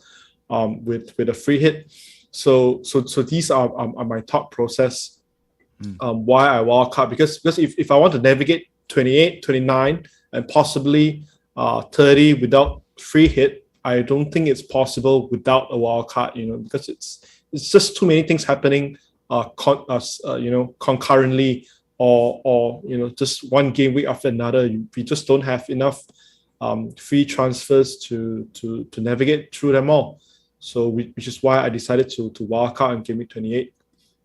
Yeah, I think the one other thing, and I'll come to you, Sonaldo, after that. Mm-hmm. One other thing that I thought about if I was to save my wildcard until Game Week 31 or 33 or 34 is, who am I really going to differentiate, right? Everyone will have Salah and Trent for the rest of the season, so you're not going to differentiate there. People will have maybe 1 or 2 Chelsea defenders by then. Given how Arsenal's fixtures are, they'll probably have Ramsdale and a midfielder, so let's say Saka. everyone will have Maddison because they'll have lots of doubles coming up. Everyone will have Kane probably, or maybe Son if they're thinking about it differently, like you are, Andy. So my question is, what is so different in Game Week 31 that it's worth holding on to? So, in fact, I want to hear from you. Where do you think you'll differentiate in Game Week 31 in terms of your wildcard? I mean, the points you make are all true. First of all, the main point you made about how my team set up very nicely for 28 and 29 is the biggest reason why I'm so reluctant to press the wildcard button. I really think I can get through 28, 29, possibly with even a green arrow without having to wildcard. So that's kind of the foundation of my thinking of saving the wildcard. The biggest enticing thing for me would be able to get a triple up Man City, even though that people may say it's risky and rotation and they have Champions League and FA Cup and this and that. And also, I don't really know what Chelsea assets to go for right now. I'd rather have 1 or 2 game weeks where I can see and watch them play out before I hop on their hot assets and maybe even triple up on them. So that's kind of the thinking there. But the basic foundation is the fact that my 28 team is nicely set up, and I just don't see a reason to go against it because this free hit showed also that sometimes your normal team can do just as well. So fair enough. Yeah. Good. Shall we go to Zhou's drafts? Yes, absolutely. So, Zhou, I'll read it out here. We have 2 drafts of yours, and I kind of need your help and explanation. But for the viewers, I'm going to read out your team. And guys, thanks again for joining us today. I know we're going long time today, but Zhou's been brilliant, and Pras as usual has been brilliant. So thank you guys. And if you could hit the like button, it really helps us out. So please do that if you enjoy our content. So Zhou has 2 wildcard teams, and we're gonna kind of walk through it for the listeners. The first team has Dubravka and Ramsdale in goal, Livramento, James, Cody, Rudiger, and Trent. In the midfield, he has Salah, Coutinho, Rafinha, Fraser, and Saka. And up top, he has Adams, Broya, and Kane. So 0.6 in the bank here. What's going on? Tell us everything that why you decided this draft. Okay. I think basically why I just maybe just lay out my thoughts before going in detail.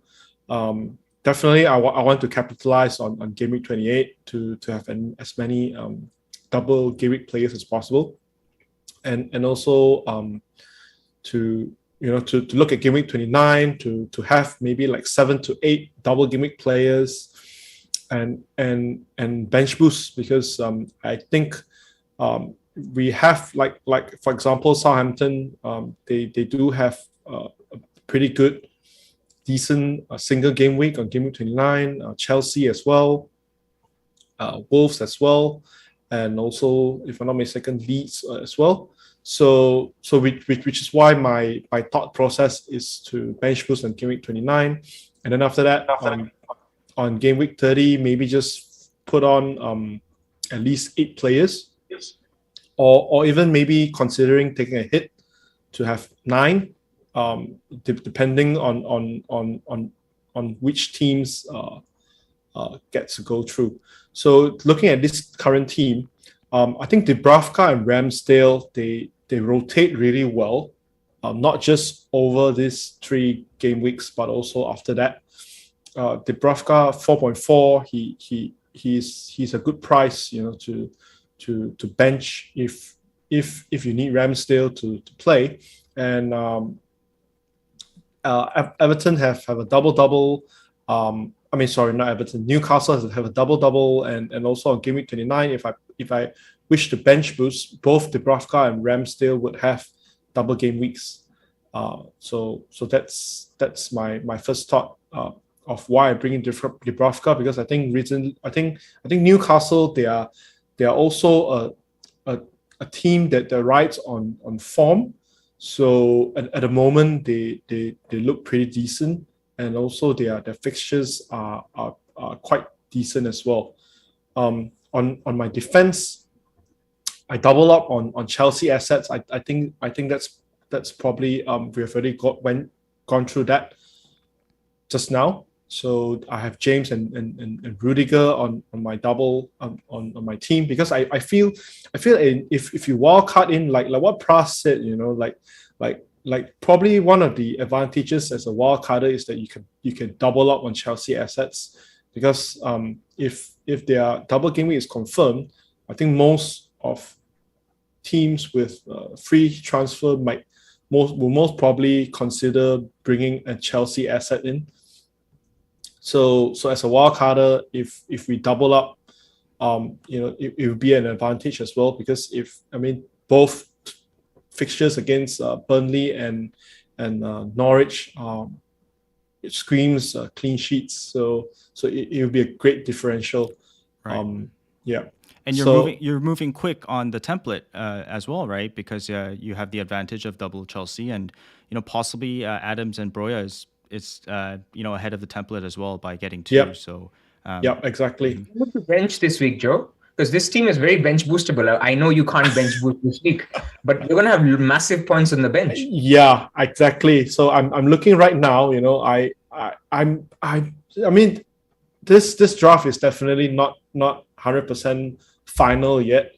I might put I can't bench boost this team, obviously. So I might change one or two players to players that have double game weeks on Gameweek 29 instead, so that I can bench boost. So the reason why Cody is there is because I look at Wolves fixtures for this double game week 28. It's really enticing, both home games, but I could change either Livramento or Cody to maybe an Arsenal defense, like maybe Ben White, and then I can bench. The thing is, Arsenal's double next week isn't ideal for defense. Yeah, exactly. Yeah. Let's think, who do you want in 29 as a defender? Because by the way, also Chelsea, that's the game for rotation, right? Because that's just before the Champions League. So in a way, why I'm thinking this is slightly unbalanced, and I told you before the call, I'm going to roast it a little bit. So the problem with this team is it's too strong in 28 and not so strong in 29. Mm-hmm. And so this is what we're trying to kind of solve. So who's double in 29 would be good enough for a defender? I think Liverpool, obviously. So one thing I'm seeing is you don't have a third Liverpool. I know there's no clear third Liverpool at this stage. People could go for Jota, but now there is more risk from Diaz, Mane, Firmino. There's Robertson, but it's too expensive. If you go for Robertson, then you can't go James and Rudiger maybe. Yeah. Spurs defender. Would you consider a Spurs defender for Livramento? Unfortunately, like their full backs are also subjected to rotation. So if I'm going for nailed Spurs defense, it's only their centre backs which are not enticing at all. That's the problem with Spurs defense. I could shift Coutinho to Ramsey, and then I invest maybe let's say Cody or Livramento to Van Dijk, maybe. That's an option. Or I was thinking Schär from Newcastle. You have another doubler next week then. Yeah, but instead of Livramento or whatever, however you pronounce it, Schär. Yeah, Schär. I think it's Schär. Yeah. But the problem with these players is they don't have game week 30 games, so it's really it's quite challenging to actually navigate, especially game week 30. I could just play the free hit on game week 30 and then just forget about and just release myself from all this stress. We can see the stress in your face as you're speaking about your team. Did you notice that, Pras? Like, I do. Freaking out right now. Imagine I wildcarded on a Friday evening after all those doubles were announced. Yeah, guys. By the way, for the listeners, Pras wildcarded in 26, and if you've gotten to listen to Burning Questions quite a bit, Pras is a very pragmatic, analyzing, thought out manager, and I was so surprised because you came off the trip and you wildcarded within 24 hours. So Yeah. You're in that chat as soon as the fixtures were announced, within 5 minutes, I said this screams a wild card for my team, and it just made sense. But anyway, this is more about more about Zhou's team. It's good though. Yeah. The decisiveness is very important in this game. So yeah. Do you want to move to the second team, Zhou? Yeah, sure. But before you do, so with this team, you're not bench boosting next week, and you're not playing a free hit, correct? Still on. I mean, this is why I'm really hoping Southampton gets at game week 30. So if Southampton gets at game week 30, then this team, I think it's pretty much bench boostable on game week 29 as well. Cody, the three midfield, Coutinho, Rafinha. I mean, Rafinha, I think I'm pretty set because he has double game week, and he has game week 30. So Coutinho and Fraser, and Cody, and possibly Rudiger. I think these four players are not dead set at the moment. So this could change. I have an idea for this one. If you go Kane to Saint-Maximin, Fraser to Son, and Livramento to Robertson. But I don't want to change your views. But it's an interesting play where you get the Newcastle attacker as the same Spurs attacker, but Livramento is, because obviously Son is cheaper than Kane. That could be an option, but I don't know if that's doable with the money. Mm-hmm. That might be doable. I can test it out after this. But too much money in defense, right? Yeah, with Robertson, James, Rudiger, Cody, and TA. Yeah, exactly. I could just have to play like five at the back for most weeks. So. Yeah. So, yep.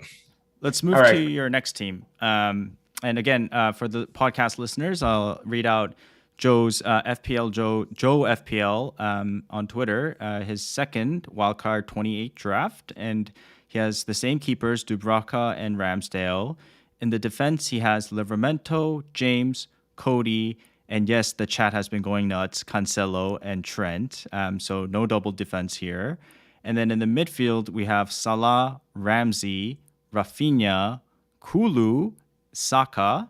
And up top, we have Adams, Broya again with Kane. So 2.0 in the bank, more money to work around here.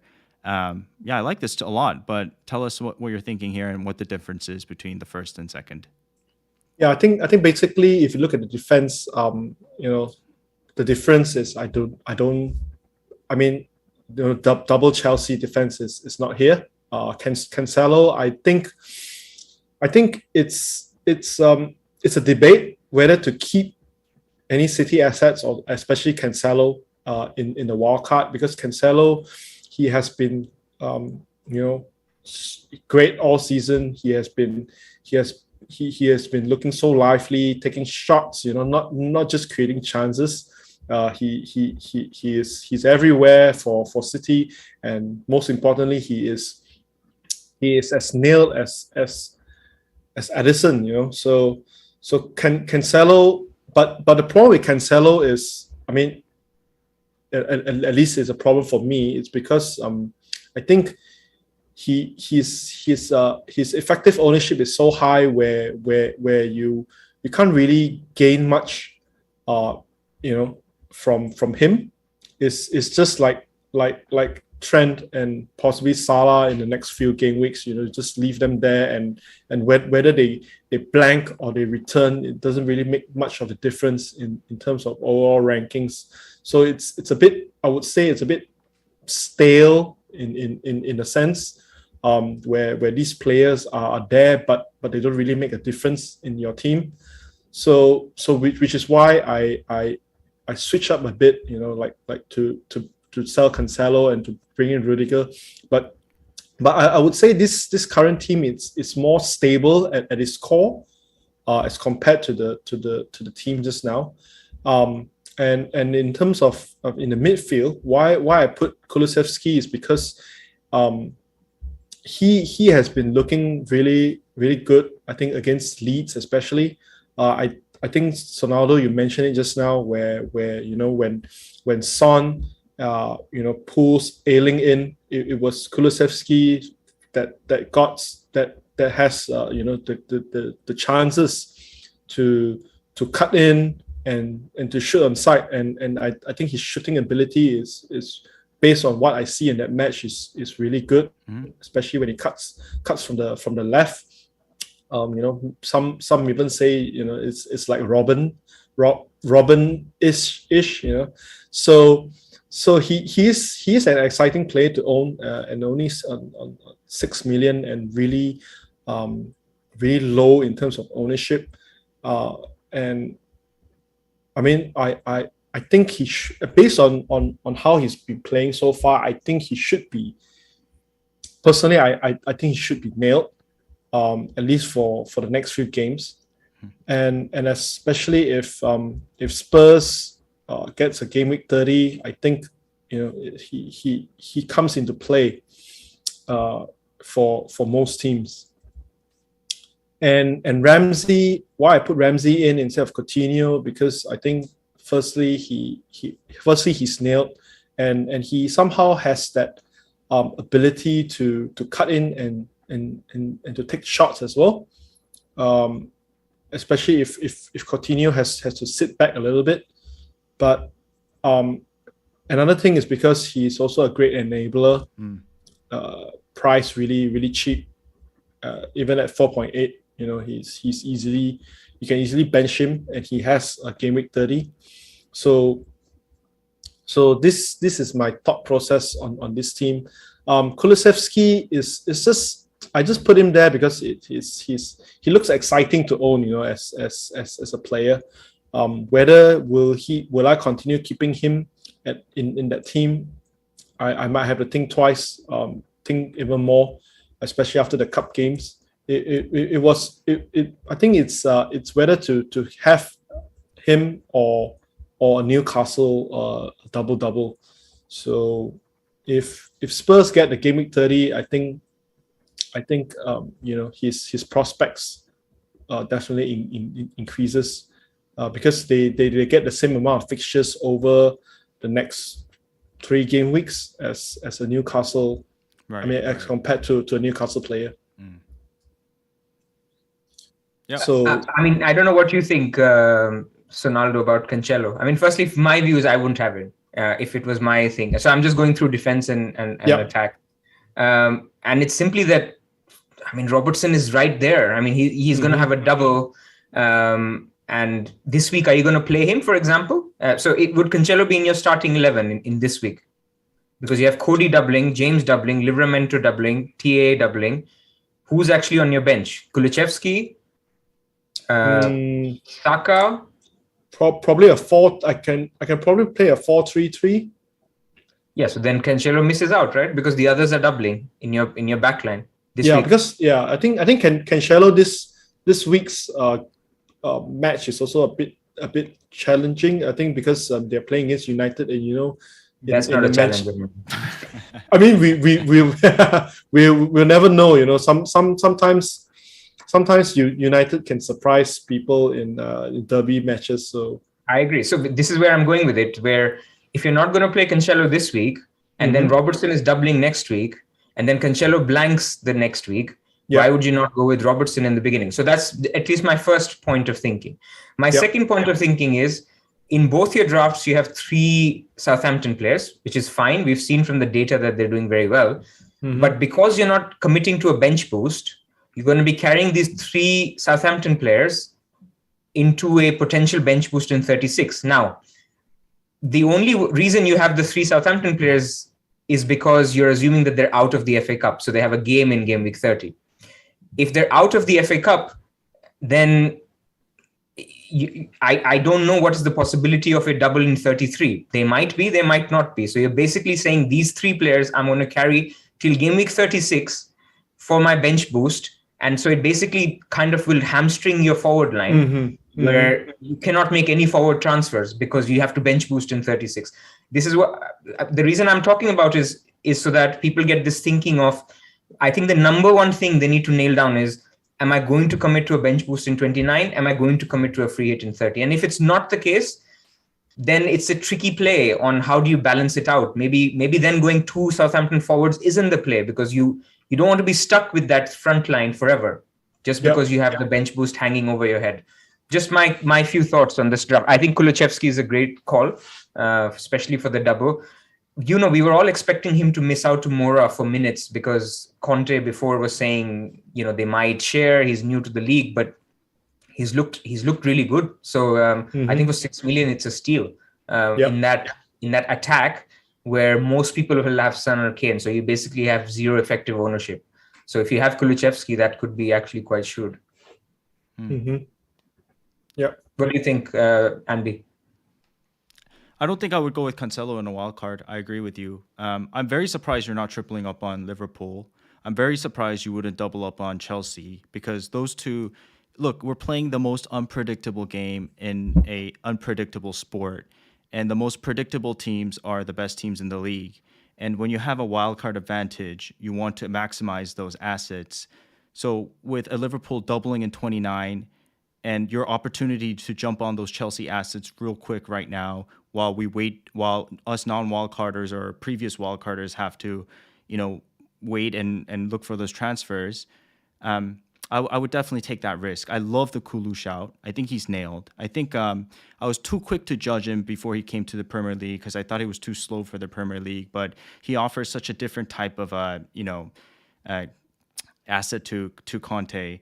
And I do agree with Pras. I didn't really think about the triple up on Southampton, but as Pras mentions, you are limited on the amount of transfers left before game week 33 and 36, where you're going to be falling behind if you wildcard now, Zhou, right? So I think it's important to kind of balance it out a little bit. I think the foundations are there. I prefer Ramsey over Coutinho any day. So I like the Saka thing. I think Saka is going to be what you want in 29 as well. So for me, I would triple up on Liverpool and also bring in another Chelsea asset as a foundation to begin with. But I mean, these are just ideas, to be honest. I mean, this is why we're brainstorming, right? I mean, even you mentioned, Joe, this is a rough draft, and this is not to put you off on any player, by the way. We're just debating. But can I just plant another idea on if you were to look at, so instead of more Southampton, if you went more Everton, and because that then balances out your game week 29 doubler. I know Everton will not, but one player, I don't think going with 9, by the way, in game week 30 is a problem. I'm also, by the way, looking at, like you, I would have wildcarded. I'm actually looking at, for example, going Salah to Maddison, and then somebody like I have Coutinho back to Salah. So therefore, for one game week in game week 30, I would not have Salah because he's blanking anyway. I would lose about 0.2 in value. So there are ways to get around game week 30 without having to sacrifice your team now. So where I was going was today, Pranil Laterizer basically had a video out where he's thinking about a wild card as well. And I know he's going to do a video on the wire tomorrow in terms of his thinking, but he mentioned Everton assets. So that got me thinking, if somebody was to look at a a bench boost team in game week 29, I think Everton are good enablers to do that. So if you were to go 1 or 2 cheaper Everton players, maybe you could build a bench boost team for 29. It may sacrifice 30 a little bit, but that's at least an option for people to think about. I think for me personally, I don't think it's an ideal strategy because I think it doesn't give you the best bench boost and it doesn't give you the best game week 30 team. But it's just another idea that somebody can think about if they wanted to get bench boost out of the way. And I think there are advantages to getting bench boost out of the way, just so that you can focus on that main 11, on getting Cancelo back if you don't have him, or getting Reece James back in your team if you don't have him, rather than going Ramsey to Gordon, because that's fine. I mean, you may get some output, but those are not where you want to spend your free transfers on. Yeah, because I've also seen some players mentioning Holgate. He's only 4.2 at the moment, and I think he plays, the last few game weeks because there are some injuries in the Everton team. So 4.2, get him in a wild card, bench him on 28, and then bench boost on 29 with him having double. So that's I see some mentioning that as well, and I've also toyed around with that idea right before the show as well. So definitely something to think about. Nice. Excellent. We're almost hitting 2 hours today, Andy. Wow, crazy. Yeah, one of our longest, but Pras, you've been brilliant, and Zhou, you've been brilliant. I've just been sucked into the conversation. So, this has been excellent. Should we move on? Or do you have any last thoughts from you, Zhou, on the wildcard? Any other areas that you're thinking that people who are also on wildcard need to think about? I think whatever thoughts that we have now, I think we should just hold it and then just wait for the cup games, because the whole team or most of the players that we think about might change tomorrow. So that's the dynamic environment, or that's a dynamic gameplay of FPL. Things, especially if you're on a wild card and you have unlimited transfers, things might change overnight. For sure. Brilliant. Great advice. Okay, so again, quickly, tweets of the week. We have 2 this week. One from FPL Fledgling, also a good friend of mine. This is a little bit edgy of a meme, but I thought it was funny because yourself, Zhou, you're going for James, and he's a very enticing option, as you mentioned. So you can see all the wildcard active people looking at him. So shout out to FPL Fledgling. Thanks for this meme, and do follow him. He has some great stuff on Twitter. And then also we have a great thread from FPL Olympian on a wildcard guide that we thought would be great to share and kind of help promote this as well. And Pras, do you want to speak a little bit about Olympian? Olympian was probably going to join us sometime in the future too. So he's Australia-based, so he couldn't join us. We were hoping to get him on as well. He's also on wildcard, and I really like the thread because he's actually laid down the teams to target, their future fixtures, so you can in your head plan if you're going to be on wildcard on. If I'm going for example, a Southampton asset, when is the good time to keep them? When should I get off them? And so on and so forth. So I think it's a good thread to, number one, think about whether you should wildcard or not, and number two, some of the teams that you can think about. Fantastic. So shout out to both. And then we are, wow, 2 hours almost, crazy. So we'll do our teams. And I think there was a couple of questions about what a bus team is. Bus team for podcast listeners is just basically what our team set up for the coming week. So who do I have? I have Pras here first. And your team is looking juicy for a bench boost. So I know you're smirking behind, and I know you're trying to get that number 1 spot this week. So I noticed you overtook me, actually. We didn't talk about that, but I'm hoping now that you're delayed the wild card the next 3 weeks, I'm ahead. But look, first thing on bus team, I should also credit Always Cheating. There's a podcast that they do. They coined the term bus team. My bus team, I'm going to bench boost for all the reasons I've talked about. I want to get it out of the way. One part of the strategy in Gameweek 26 was to bench boost this week. We were hoping, so I'm not going to lie, I was hoping that Arsenal-Chelsea would be the game that fits in, and that would basically give me a set of all doublers, apart from Salah and Trent and Kane. Had that been the case, it would have been great, but I think even now, I'm pretty happy with this bench boost. If I'm keen on a Chelsea defender. So Gabriel will turn into a Chelsea defender simply because I think Gabriel's double in Game Week 29 isn't ideal. And yes, he has a fixture in 30, but I would like upside in 28 and 29 rather than 30, because I've already got 10 players here who play in Game Week 30. So my idea would be to turn Gabriel into a Chelsea defender. TBD who that Chelsea defender is. If it's Thiago, then I can just do a straight free transfer. And that's not the one I want, because I'd like the Chelsea defender to be the one that I hold for the rest of the season. So probably my move will be Rudiger for Gabriel, and I need to find 0.2 million for that. And that 0.2 million will either come from Saka or it will come from from Ramsdale, sorry. And I'm not sure about this because I'm not sure about selling 2 Arsenal players, because I think Arsenal are long-term holds. So therefore, I'm still noodling this on how I get to the right Chelsea player, and this is why I might just go Thiago Silva and just leave it there and do a hokey get Thiago Silva back up to somebody else. So that's the thinking anyway right now. But I'm happy with the team as it is. I'm happy with my team in 29 as well. I'll have, Robbo, Trent, Kane, and Salah, the four big hitters for game week 29. And what I'll be looking to do over the period is transition out my Wolves and Villa players into Leicester and Chelsea players. That's the big picture plan anyway. Captain is Coutinho, and I think the chat wants some captaincy talk. And Zhou, please feel free to come in as well. What you're thinking on captaincy this week? I have no idea, if I'm being honest.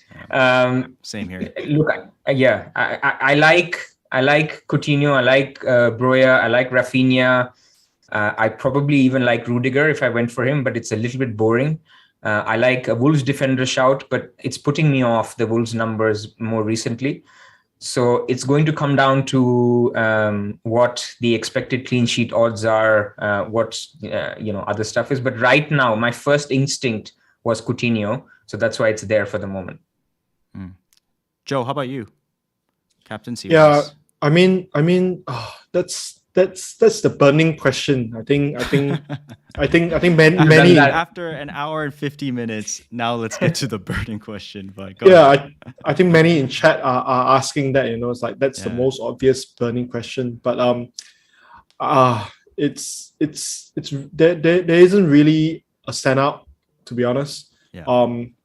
First, like Pras, I think first that came to mind was Coutinho because we know his ability and he has two decent match to do something, which because he's on set pieces and he likes to take shots and we know his finishing abilities as well. So he is definitely up there as one of the double game week players to captain. Another one, I also see some on Twitter mention Ramsey, but to be honest, I think Ramsey, I'm not sure what do you think of Ramsey as a captain shot? He's not as involved. Yeah, he's not as involved. I mean, he's threatening, but that's for his price.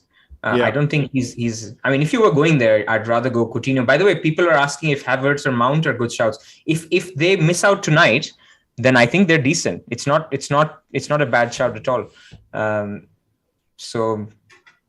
Jimenez used to be a consideration as well, but he missed out. I don't know if that was a rest. Some Wolves fans actually think it wasn't a rest.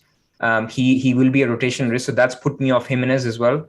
And also Wolves attacking, So, exactly. Yeah.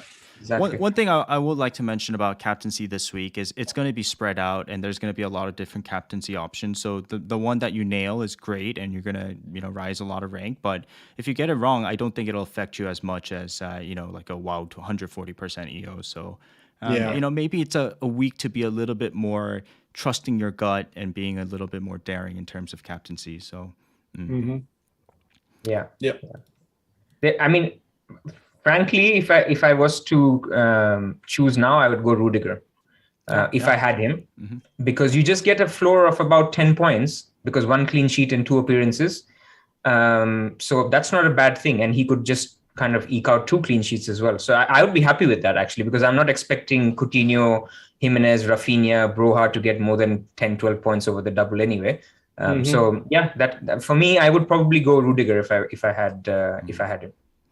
Okay, good. I need both of your full attention and the chat's attention because I'm lost and I need help because this is my bus team, 1 free transfer, 0.9 in the bank. I mean, obvious crazy benching headaches. 1, 2, 3, 4, 5 doublers, but 2 of them are Dennis and King, which is not really considered doublers. So you see why, Pras, I'm trying to get Mendy for De Gea, right? Get my Chelsea coverage. And then I'm going to move on Bowen probably, or King, one of those two, because I'm nicely set up for double game week 29 because of the triple Liverpool and Son plus Arsenal. So I'm very excited for 29. I'm just wondering what I need to do for 28, whether I should be taking hits, whether I should not be taking hits. But most likely one of the most planned moves would be De Gea to Mendy, and I don't want to get rid of Cancelo because Cancelo is going to be sort of, even though he is still very high, kind of the difference maker for me. So that's kind of where I'm at. Oh, by the way, so one king replacement obviously would be Broya or Che Adams, but I think Huang is also a decent shout, my fellow countryman. Even though Wolves' attacking stats are really bad, I probably wouldn't go there. But he's been looking really good the last 2 game weeks. So shout out to Hong Yi-chan. But yeah, and Bowen would probably become someone like a Rafinha or Mount or So you're taking a -8, are you? I'm not. I don't know how many hits I'm gonna take. I'm just gonna do one transfer for sure, and that's gonna be De Gea to Mendy. I just don't know if I do. Maybe I don't need to take any more hits. What's that? I mean, why would you go Mendy? I mean, Ramsdale will probably get a clean sheet against Watford anyway. What's your upside with Mendy? 1 clean sheet, right. But a king to a Broha. Or Huang, if you like him, I don't think particularly, but wouldn't that give you more upside?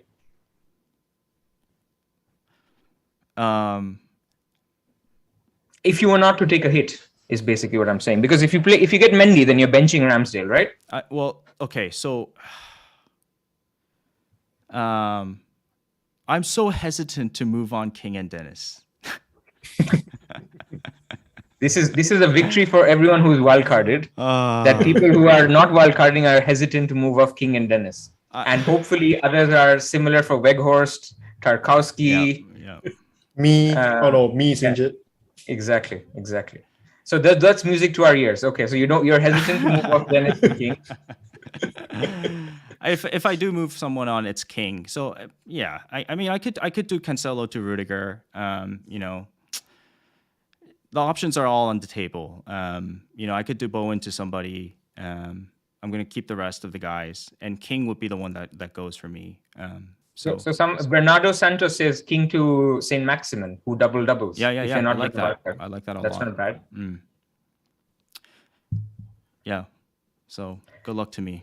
My issue with this is you're keen to offload Bowen, you're keen to offload Cancelo. So, but how will you get upside from them if you're not even playing them? I mean, your view of saying I don't want to wildcard is because I have Cancelo and Bowen and I'll get some upside from them, but you won't even play them. Will you play them next week? No. I'm moving on Bowen for sure. I guess I'll take the hit to get Bowen because I'm not going to play him next week either. Yeah. Unless he plays in 30. This is where you'll get stuck. This is why I want the Spurs game to happen in 30. Yeah. Right. Well, listen, my brain's fried. It's been 2 hours, so we'll worry. And plus, guys, it's 12 a.m. in Korea, and both Pras and I are on Black Box today, so that's in 6 hours. So I get a couple hours of sleep, and then I'll see you again, Pras, in 6 hours. So you continue this discussion on your team there. Yeah, we'll continue the discussion there. So we'll end it here today. Zhou, it's been an absolute pleasure. I've learned a lot from you. I've really enjoyed the way you think. You're obviously a veteran. Guys, please do follow ZhouFPL. Shoot him a DM. I'm sure you're very receptive to those DMs as well. And, it's been a pleasure having you on, and I'm sure we'll have you back. Pras, yeah, absolutely. No, you were amazing. And thank you for sharing your wildcard thoughts. And as everyone will understand, it's such a moving piece. It might have even changed since you sent it to us this morning. So thank you for going through the thought process. And this is what we want to do, kind of bring people who are going through those dilemmas to actually talk through those dilemmas. So absolutely wonderful to have you. Thank you so much. Thank you. Thank you very much, guys, for having me. I think this is a great partnership you have here. And you can. I'm happy to join again anytime. Fantastic. Wonderful. So thank you guys. If you could hit the like button, I know people don't like to listen to that, but that really helps us get burning questions out there, and hopefully we'll have Zhou back in the future. Thank you so much for everything, and we will see you next week again, Wednesday around 1 p.m. UK time. And you can also catch Pras and I with Az on FPL Black Box in about 6 hours. So best of luck, and